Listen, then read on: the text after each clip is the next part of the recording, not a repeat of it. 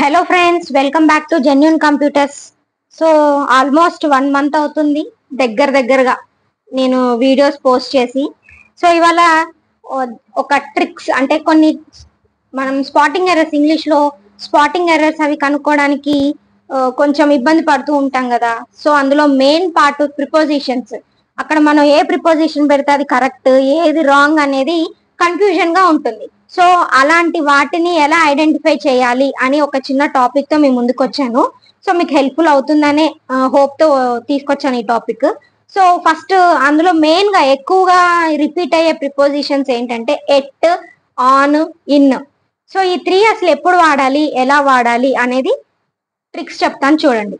So at అనేది time గురించి mention చేసిన, టైం కానీ నైట్ గురించి కానీ, లొకేషన్ ఏదైనా సరే, లొకేషన్ అది రెస్టారెంట్ అవ్వచ్చు, పార్క్ అవ్వచ్చు, హోటల్ అవ్వచ్చు, ఏదైనా సరే, ఒక కంట్రీ అవ్వచ్చు, ఏదైనా సరే అట్లా వచ్చినప్పుడు ఈ 3 సందర్భాల్లో మనం ఎట్ అనేది వాడతాము.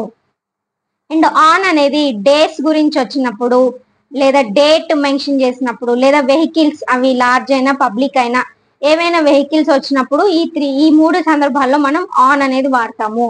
అండ్ ఇన్ అనేది మంత్స్, ఇయర్ అంటే నెలల గురించి కానీ సంవత్సరం గురించి కానీ మెన్షన్ చేసినప్పుడు, లేదా సీజన్స్ గురించి సమ్మర్, వింటర్, రైనీ సీజన్స్ అవి మెన్షన్ చేసినప్పుడు కానీ, లేదా మార్నింగ్ అని, ఆఫ్టర్నూన్ అని, ఈవినింగ్ అని ఇవి మెన్షన్ చేసినప్పుడు.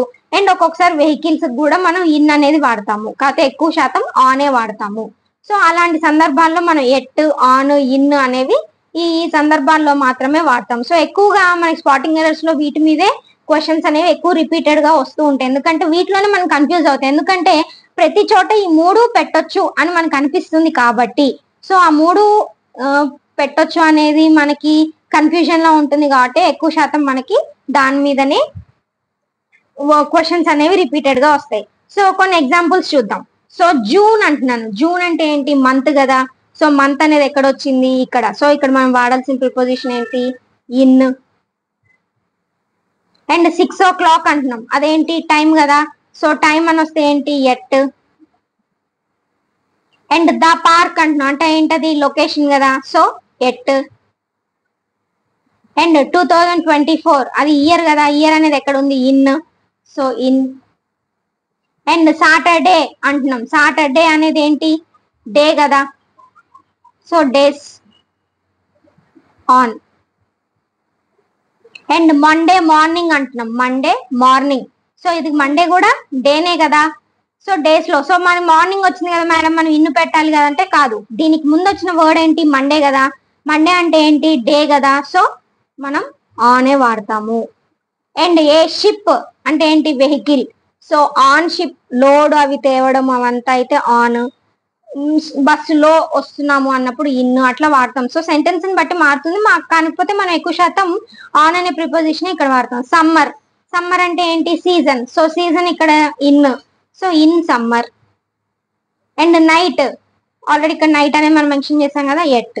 సో అలా మనం ఈ ప్రిపోజిషన్స్ అనేవి ఎక్కువ శాతం ఎక్కడ అంటే మీరు ఒకసారి ప్రీవియస్ పేపర్స్ కూడా ఒకసారి చూడండి. స్పాటింగ్ ఎర్రర్స్ లో మనకి ఎక్కువ శాతం ఎట్, ఆన్, ఇన్ దగ్గరే కన్ఫ్యూజ్ అవుతాం. అండ్ అవే అడుగుతారు. క్లోజ్ టెస్ట్ కూడా మీకు ఇది ఉపయోగపడుతుంది. సో మనకి ఇంగ్లీష్ లో క్లోజ్ టెస్ట్ ఉంది కదా.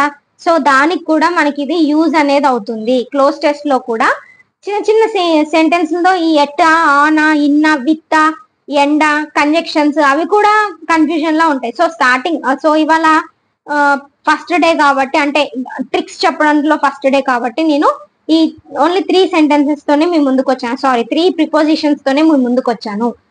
సో అసలు హెల్ప్ఫుల్ అవుతుందని అనుకుంటున్నాను. ఒకవేళ ఈ ఎక్స్ప్లెనేషన్ కానీ ఈ ట్రిక్స్ కానీ మీకు హెల్ప్ఫుల్ అయ్యి ఉంటే లైక్ కొట్టండి, షేర్ చేయండి అండ్ సబ్స్క్రైబ్ చేసుకోండి. ఎవరైనా స్టూడెంట్స్ ప్రిపేర్ అవుతుంటే వాళ్ళకు కూడా షేర్ చేయండి.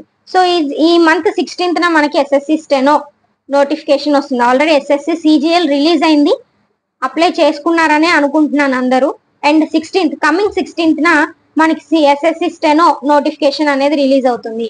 సో నోటిఫికేషన్ రిలీజ్ అయ్యాక ఆ నోటిఫికేషన్ ఎట్లా అప్లై చేసుకోవాలి, ఏంటి ప్రొసీజర్స్ మెన్షన్ చేస్తాను. అండ్ ప్రిలిమ్స్ ఎలా ఉంటుంది, ప్యాటర్న్ ఎలా ఉంటుంది, ఎలా ప్రిపేర్ అవ్వాలో చెప్తాను. అండ్ ఒకవేళ ప్రిలిమ్స్ క్వాలిఫై అయితే స్కిల్ టెస్ట్ లో వేటి మీద ప్యాసేజెస్ అడుగుతారు, అంటే ఏ టాపిక్ మీద అడుగుతారు అనేవి కూడా నేను మీకు క్లియర్ గా ఆ రోజు ఎక్స్ప్లెయిన్ చేయడం జరుగుతుంది. ఓకే, సో ఎక్స్ప్లెనేషన్ నచ్చి ఉంటే లైక్, షేర్, సబ్స్క్రైబ్ చేసుకోండి.